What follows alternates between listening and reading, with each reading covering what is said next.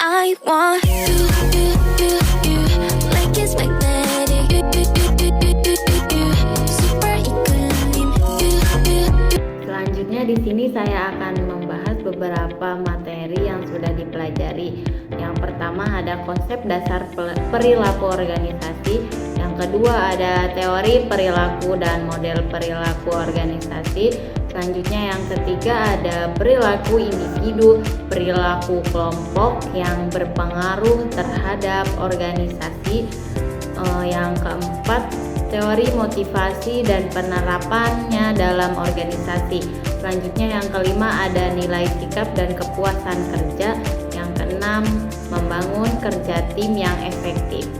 Yang pertama di sini saya akan membahas konsep dasar perilaku organisasi. Nah, pengertian perilaku dalam sebuah buku yang berjudul Perilaku Manusia, Dr. Leonard F. Polporsi menguraikan perilaku adalah sebuah gerakan yang dapat diamati dari luar, seperti orang berjalan, naik sepeda, dan mengendarai motor atau mobil. Untuk aktivitas ini mereka harus berbuat sesuatu, seperti misalnya kaki yang satu harus diletakkan pada kaki yang lain. Jelas ini sebuah bentuk perilaku. Cerita ini dari satu segi, jika seseorang duduk diam dengan sebuah buku di tangannya, maka ia dikatakan sedang berperilaku. Ia sedang membaca, sekalipun pengamatan dari luar sangat minimal, sebenarnya perilaku ada di balik tirai tubuh. Nah, di dalam tubuh manusia. Selanjutnya pengertian organisasi. Menurut James Delmoni, organisasi adalah bentuk setiap kerjasama manusia untuk pencapaian tujuan bersama. Menurut Wade Waldo, organisasi adalah struktur antara hubungan pribadi yang berdasarkan wewenang formal dan kebiasaan di dalam suatu sistem administrasi. Menurut J.R. Terry, organisasi berasal dari kata organis, yaitu suatu struktur dengan bagian-bagian yang diintegrasi, sehingga hubungan mereka satu sama lain dipengaruhi oleh hubungan mereka dengan keseluruhan. Dari rumusan ini ada 3 unsur yang menonjol, yaitu organisasi bukanlah tujuan, melainkan alat untuk mencapai tujuan atau alat untuk melaksanakan tugas pokok. Organisasi adalah wadah serta proses kerjasama sejumlah manusia yang terikat hubungan formal. Dalam organisasi juga selalu terdapat rangkaian hierarki, artinya bahwa dalam suatu organisasi selalu terdapat apa yang dinamakan atasan dan apa yang dinamakan bawahan. Selanjutnya pengertian perilaku organisasi dalam perspektif sistem pengendalian manajemen mengemukakan bahwa perilaku organisasi merupakan krusial untuk dapat memahami, menjelaskan, memperkirakan, dan mempengaruhi ataupun mengubah perilaku manusia yang terjadi di organisasi atau tempat kerja. Pengertian ini mengandung 3 unsur pengertian, yaitu yang pertama ada perilaku organisasi mencermati tingkah laku yang kasat mata, seperti diskusi dengan teman kerja, mengoperasikan komputer. Yang kedua, perilaku organisasi mempelajari tingkah laku manusia sebagai individu maupun sebagai anggota kelompok organisasi. Nah, yang ketiga ada perilaku kelompok, juga menganalisis perilaku kelompok organisasi sendiri. Selanjutnya yaitu tujuan perilaku organisasi dapat dibedakan menjadi 3 macam, yaitu practical application dalam kenyataan real organisasi. Ada beberapa manfaat memahami perilaku organisasi, antara lain berkenaan dengan pengembangan gaya kepemimpinan, pemilihan strategi dalam mengatasi persoalan seleksi pekerja yang tepat, peningkatan kinerja dan sebagainya. Selanjutnya, personal growth. Dengan memahami perilaku organisasi, dapat lebih memahami orang lain. Memahami orang lain akan memberikan pengetahuan diri dan wawasan diri lebih besar dengan memahami orang lain. Atasan dapat menilai apa yang diperlukan bawahan untuk mengembangkan diri sehingga pada gilirannya meningkatkan kontribusinya pada organisasi. Increased knowledge. Dengan perilaku organisasi dapat menggabungkan pengetahuan tentang manusia dalam pekerjaan. Studi perilaku organisasi dapat membantu orang untuk berpikir tentang masalah yang berhubungan dengan pengalaman kerja. Kemampuan berpikir kritis dapat bermanfaat dalam menganalisis baik masalah pekerja maupun personalnya.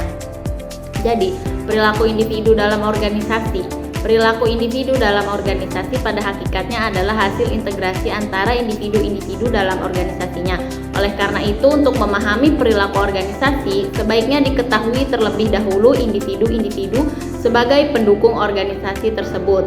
Menurut David Anarir, sebagaimana dikemukakan oleh Anoraga dan Toha bahwa perilaku manusia adalah sebagai suatu fungsi dan integrasi atau personal individu dengan lingkungannya.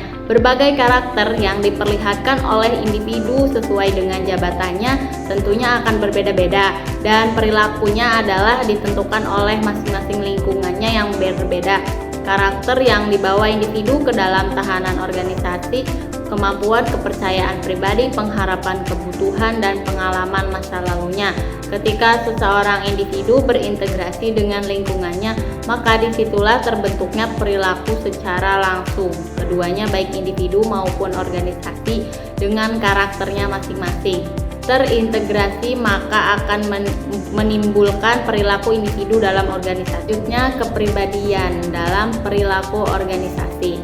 Kepribadian seorang individu merupakan suatu kelompok ciri-ciri yang relatif stabil. Tendensi-tendensi dan temperamen-temperamen yang sangat dipengaruhi oleh faktor-faktor yang diwarisi dan faktor-faktor sosial kultural dengan lingkungan.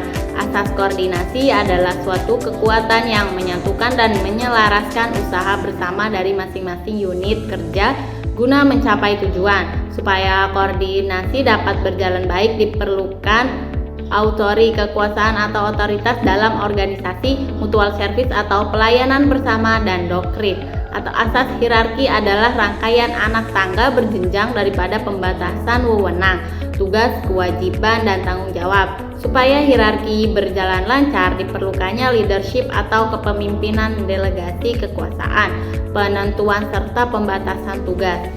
Selanjutnya, perbedaan perilaku organisasi dengan ilmu perilaku lainnya. Yang pertama, perbedaan antara perilaku organisasi dengan psikologi industri atau organisasi. Yaitu perilaku organisasi mempelajari perilaku manusia dengan tidak diawali pada psikologi manusia, yaitu dengan menggunakan multidisiplin. Sedangkan psikologi industri mempelajari perilaku manusia dengan diawali dari psikologi manusia itu sendiri. Namun keduanya sama-sama mempelajari perilaku manusia. Dua, perbedaan antara perilaku organisasi dengan psikologi dengan teori organisasi terletak pada dua perbedaan. Di antaranya yaitu analisis perilaku organisasi terpusat pada variabel tak terbatas. Perilaku organisasi mempelajari tingkah laku individu dan kelompok di dalam suatu organisasi dan penerapan dari ilmu pengetahuan tertentu. Teori organisasi adalah studi tentang susunan proses dan hasil organisasi itu sendiri. Yang ketiga, perbedaan antara perilaku organisasi dengan personal dan human resource adalah bahwa perilaku organisasi lebih menekankan pada orientasi konsep berdasarkan teori, sedangkan personel dan human resource menekankan pada teknik dan teknologi. Jadi kesimpulannya adalah perilaku organisasi adalah suatu disiplin ilmu yang mempelajari tentang perilaku tingkat individu dan tingkat kelompok dalam suatu organisasi serta dampaknya terhadap kinerja, baik kinerja individual maupun kinerja kelompok. Setiap pekerjaan memerlukan suatu keterampilan tertentu sesuai dengan bidangnya masing-masing. Sukar tidaknya suatu pekerjaan serta perasaan seseorang bahwa keahliannya dibutuhkan dalam melakukan pekerjaan tersebut akan meningkatkan atau mengurangi kepuasan kerja. Kelompok kerja adalah kelompok yang terutama berinteraksi untuk membagi informasi dan mengambil keputusan untuk membantu tiap anggota dalam bidang tanggung jawabnya.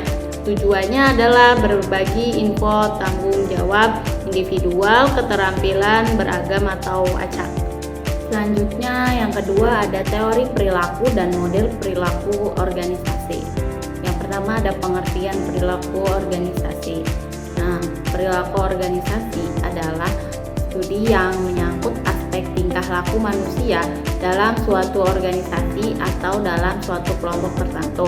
Perilaku organisasi meliputi aspek yang ditimbulkan dari pengaruh organisasi terhadap manusia dan juga aspek yang ditimbulkan dari pengaruh manusia terhadap organisasi.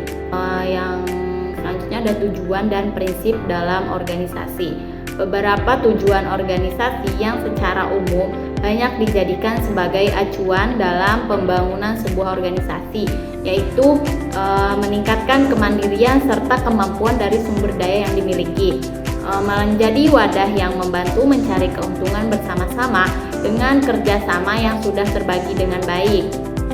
Selanjutnya konsep dasar organisasi. Sebagai alat administrasi, organisasi dapat ditinjau dari dua sudut. Yang pertama, sebagai wadah di mana manajemen dilakukan. Organisasi adalah tempat di mana kegiatan manajemen dijalankan bersifat statis. Yang kedua, sebagai proses di mana terjadi interaksi antar orang-orang yang menjadi anggota organisasi yang bersangkutan, memperhatikan dan menyoroti interaksi antara orang anggota organisasi yang bersifat dinamik. Selanjutnya, pentingnya mempelajari perilaku organisasi. Yang pertama, dengan mengetahui perilaku manusia baik secara individu maupun kelompok di dalam organisasi akan membantu pimpinan organisasi untuk menempatkan orang tersebut pada jabatan atau bagian pekerjaan yang sesuai dengan kepribadian dan keahliannya. Yang kedua, dengan mengetahui perilaku manusia, pimpinan lebih mudah menentukan motivasi apa yang paling tepat bagi bawahannya agar semangat kerjanya meningkat. Yang ketiga, dengan mengetahui perilaku manusia dalam organisasi dapat membantu pimpinan dalam menggerakkan dan mengarahkan bawahannya untuk melaksanakan tugasnya dalam mencapai tujuan yang diinginkan. Yang keempat, dengan mengetahui perilaku manusia dalam organisasi dapat membantu pimpinan dalam mengintegrasikan bawahannya. Selanjutnya model perilaku organisasi. Yang pertama ada model otokratik. Konsep dari model otokratik ini secara keseluruhan bersifat otoriter yang bergantung kepada kekuasaan. Yang kedua model kastodial. Pada dasarnya model kastodial ini merupakan jawaban dari kelemahan yang dimiliki oleh model autokratis dalam hal kebebasan bagi para karyawan yang terkekang. Yang ketiga model suportif. Penekanan pada model suportif ini adalah pada kepemimpinan serta cara persuasif bagi pemimpin untuk membantu para karyawannya dalam mengerjakan dan menyelesaikan pekerjaan mereka. Yang keempat model kolegial. Model kolegial adalah merupakan perluasan dari model suportif. Penekanan pada model ini adalah upaya manajer untuk menimbulkan kemitraan. Jadi kesimpulannya adalah organisasi adalah satuan atau unit sosial yang memiliki fungsi terdiri dari dua orang atau lebih yang saling berkoordinasi untuk mencapai tujuan. Perilaku organisasi adalah studi yang menyangkut aspek tingkah laku manusia dalam suatu organisasi atau dalam suatu kelompok tertentu. Perilaku organisasi meliputi aspek yang ditimbulkan dari pengaruh organisasi terhadap manusia dan juga aspek yang ditimbulkan dari pengaruh perilaku organisasi. Selanjutnya yang ketiga, perilaku individu, perilaku kelompok yang berpengaruh terhadap organisasi. Yang pertama ada perilaku individu. Perilaku individu adalah sebagai suatu fungsi dari interaksi antara individu dengan lingkungannya. Individu membawa tatanan dalam organisasi berupa kemampuan, kepercayaan pribadi, pengharapan kebutuhan, dan pengalaman masa lainnya. Organisasi juga diciptakan oleh manusia untuk mencapai suatu tujuan, dan pada saat yang sama manusia juga membutuhkan organisasi untuk mengembangkan dirinya. Selanjutnya perilaku individu terhadap organisasi. Perilaku individu dalam organisasi mengacu pada tindakan, sikap dan respon yang ditunjukkan oleh setiap karyawan atau anggota organisasi. Beberapa karakteristik penting dari perilaku individu dalam organisasi yaitu kepribadian, persepsi, sikap, pembelajaran, dan motivasi. Selanjutnya ada konsep perilaku individu dalam kelompok. Konsep persepsi atau perception diartikan sebagai cara individu menganalisis dan mengartikan pengamatan indrawi mereka dengan tujuan untuk memberikan makna terhadap lingkungan sekitar mereka. Selanjutnya ada konsep nilai. Nilai adalah keyakinan dasar akan segala sesuatu yang dianggap baik dan benar. Selanjutnya ada konsep sikap atau attitude. Sikap atau attitude diartikan sebagai pernyataan evaluasi atau penilaian terhadap suatu objek, orang, atau peristiwa. Selanjutnya ada konsep kepuasan kerja. Kepuasan kerja diartikan sebagai sikap individu terhadap pekerjaannya. Seseorang yang memiliki kepuasan kerja tinggi akan memiliki sikap yang positif terhadap pekerjaannya. Selanjutnya yaitu pengaruh perilaku individu terhadap organisasi. Perilaku individu dalam organisasi memiliki pengaruh yang signifikan terhadap efektivitas dan kinerja organisasi. Berikut merupakan beberapa pengaruh perilaku individu terhadap organisasi. Yang pertama ada produktivitas, kepuasan kerja, pengambilan keputusan, iklim organisasi, perubahan organisasi. Yang selanjutnya yaitu perilaku kelompok terhadap organisasi. Jadi, perilaku kelompok dalam organisasi mengacu pada pola pikir interaksi dan dinamika yang terbentuk di antara anggota kelompok atau tim dalam organisasi. Beberapa karakteristik juga penting dari perilaku kelompok dalam organisasi, yaitu yang pertama norma kelompok, yang kedua kohesivitas, yang ketiga kepemimpinan, yang keempat komunikasi, dan yang kelima adalah konflik. Selanjutnya pengaruh perilaku kelompok terhadap organisasi. Nah, perilaku kelompok dalam organisasi dapat memberikan pengaruh yang signifikan terhadap kinerja dan efektivitas organisasi. Berikut beberapa contoh bagaimana perilaku kelompok dapat mempengaruhi organisasi. Yang pertama, kohesivitas kelompok. Yang kedua, kepemimpinan kelompok. Yang ketiga, dinamika kelompok. Yang keempat, norma dan nilai kelompok. Yang kelima, pengambilan keputusan kelompok. Jadi kesimpulannya adalah perilaku individu dan kelompok dalam organisasi dapat memberikan pengaruh yang signifikan terhadap kinerja dan efektivitas organisasi. Organisasi juga perlu memahami dan mengelola perilaku individu dan kelompok dengan baik. Misalnya melalui sistem rekrutmen yang selektif, program pengembangan karyawan, manajemen kinerja yang efektif, pengembangan tim, manajemen konflik, dan penguatan budaya organisasi yang positif. Hal ini juga akan membantu organisasi dalam mencapai tujuan dan meningkatkan efektivitas organisasi secara keseluruhan. Selanjutnya yang keempat, teori motivasi dan penerapannya dalam organisasi. Motivasi adalah proses yang menjelaskan intensitas, arah, dan ketekunan seseorang individu untuk mencapai tujuannya. Sehingga ada 3 elemen motivasi, yakni intensitas, arah, dan ketekunan. Intensitas adalah seberapa kerasnya seseorang berusaha. Namun intensitas yang tinggi saja tidak akan membawakan ke hasil yang diinginkan, kecuali disertai dengan upaya atau arah. Sedangkan ketekunan adalah ukuran seberapa lama seseorang dapat mempertahankan usahanya. Selanjutnya teori motivasi pada zaman dahulu. Perkembangan konsep-konsep motivasi paling banyak terjadi pada tahun 1950-an. Di antaranya hierarki teori kebutuhan, teori X dan Y, dan teori 2 faktor. Teori ini menjadi dasar perkembangan teori motivasi saat ini dan teori ini masih digunakan sampai sekarang.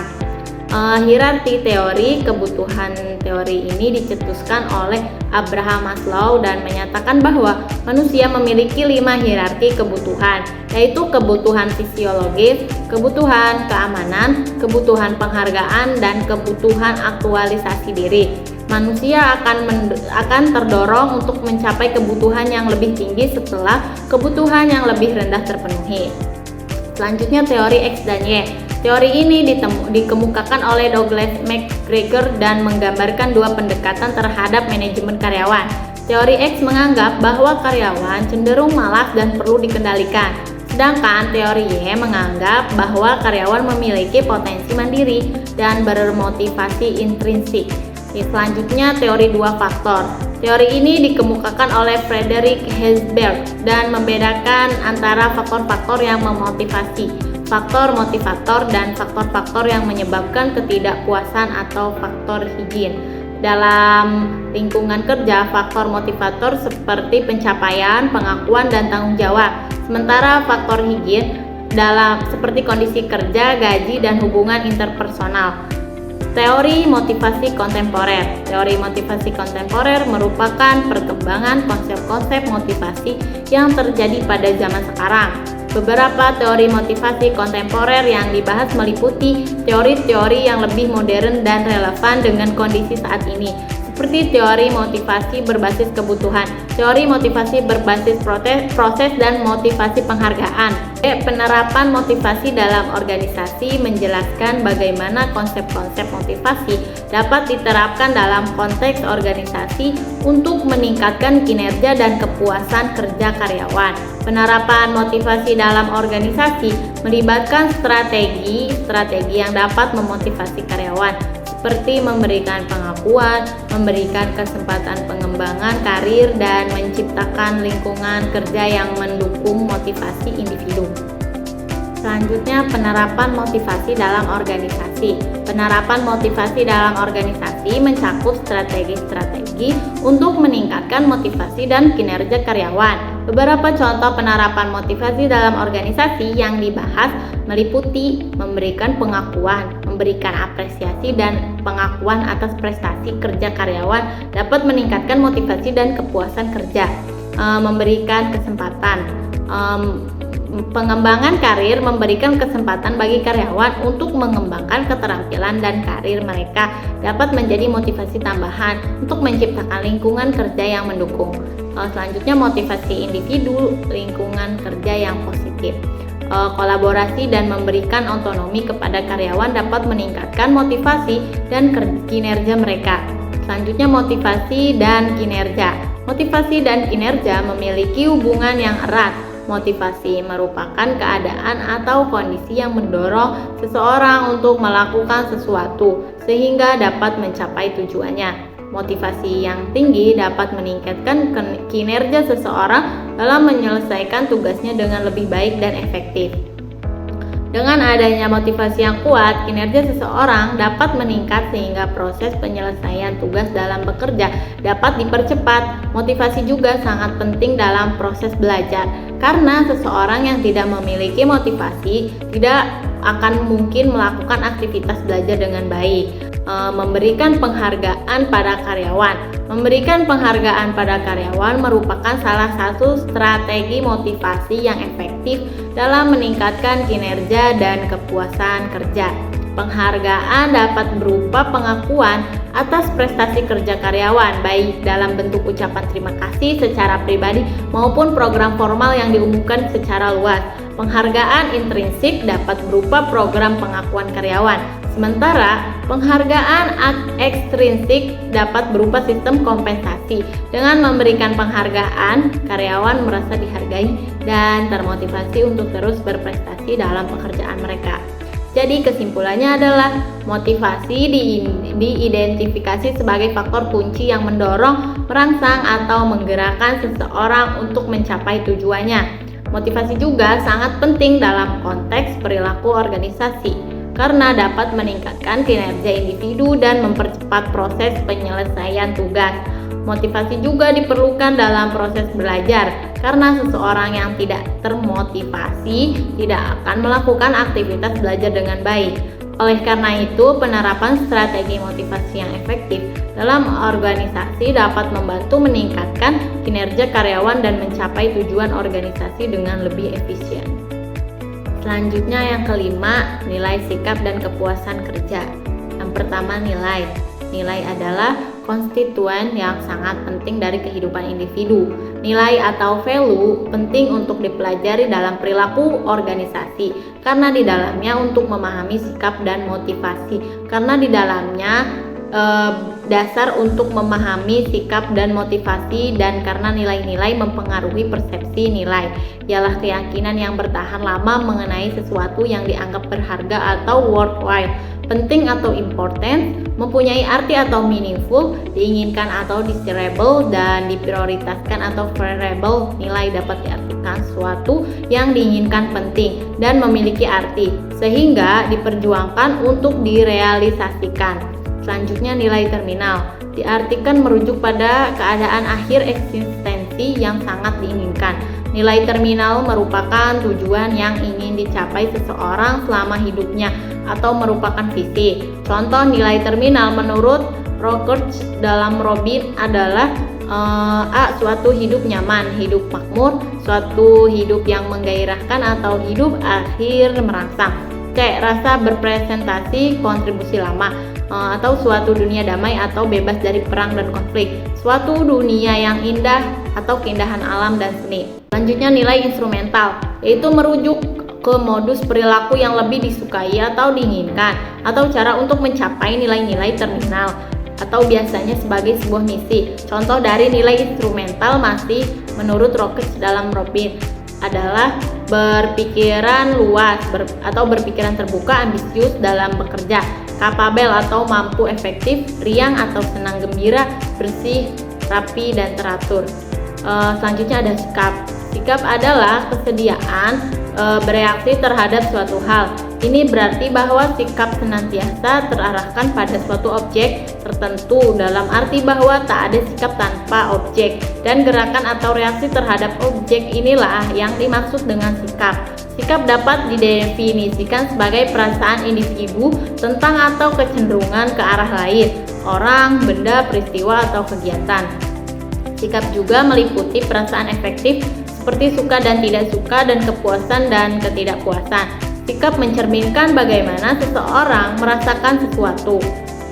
Sumber sikap. Ada banyak sumber dari pembentukan sikap. Sikap dibentuk dari orang tua, guru, dan anggota kelompok atau rekan kerja, masyarakat, dan pengalaman pekerjaan sebelumnya. Pengalaman waktu kecil membantu menciptakan sikap individu. Orang belajar dan mengetahui sikap lewat pengalaman kerja.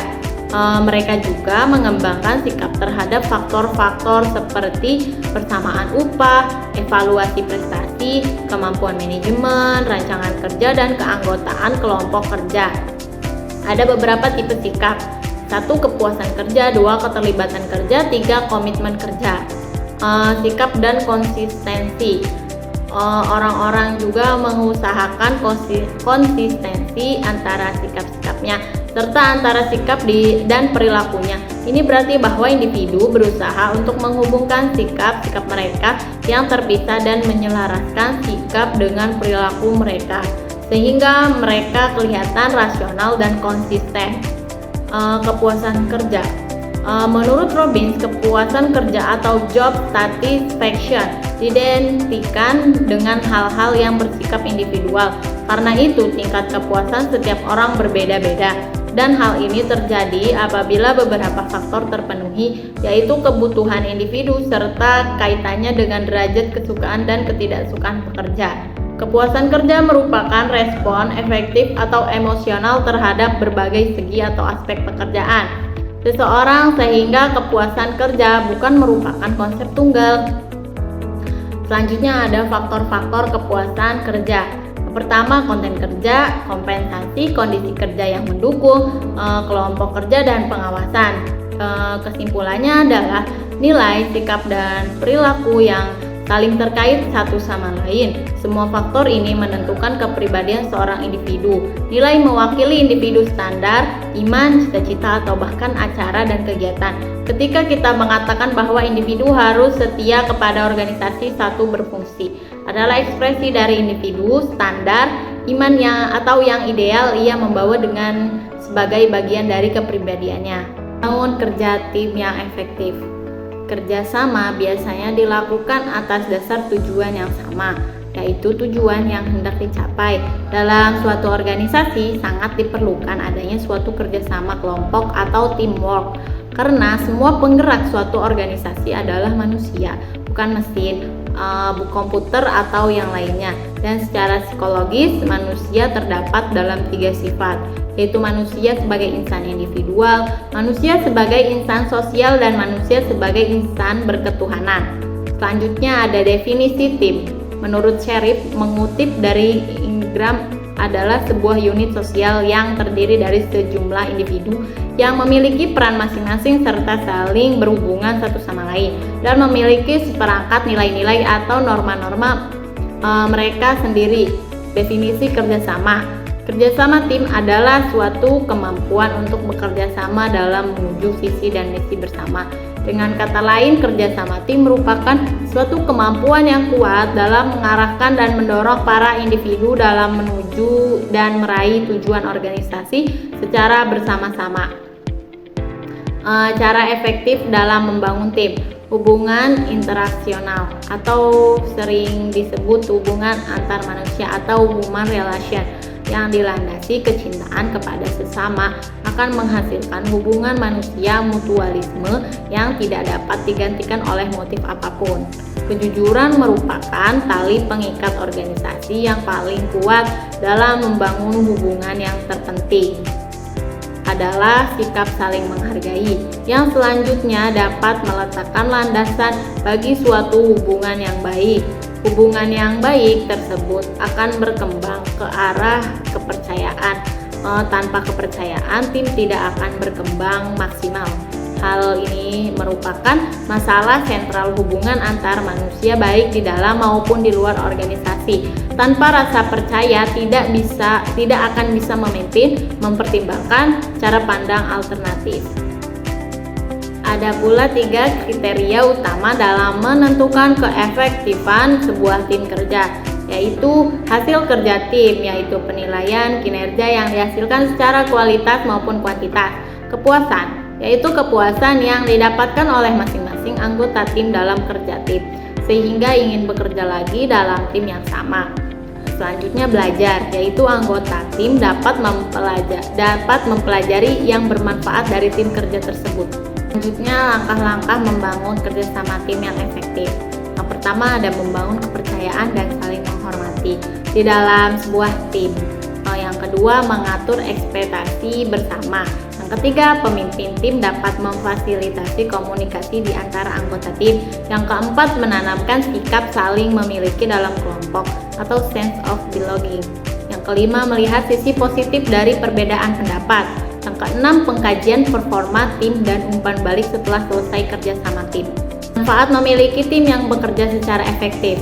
Produktivitas yang meningkat, inovasi dan kreativitas, peningkatan kualitas, kecepatan dalam pengambilan keputusan, peningkatan kepuasan kerja, pengembangan individu, peningkatan retensi karyawan, adaptabilitas dan fleksibilitas, peningkatan reputasi organisasi. Kesimpulannya adalah tidak ada organisasi atau perusahaan yang sukses karena Superman, tetapi sebagian besar organisasi atau perusahaan akan berjaya karena adanya super team. Semua kekuatan diarahkan untuk terwujudnya visi dan misi, dan strategis organisasi atau perusahaan tercapainya kinerja yang optimal yang akan mendukung kesejahteraan seluruh anggota tim atau kelompok dalam organisasi atau perusahaan.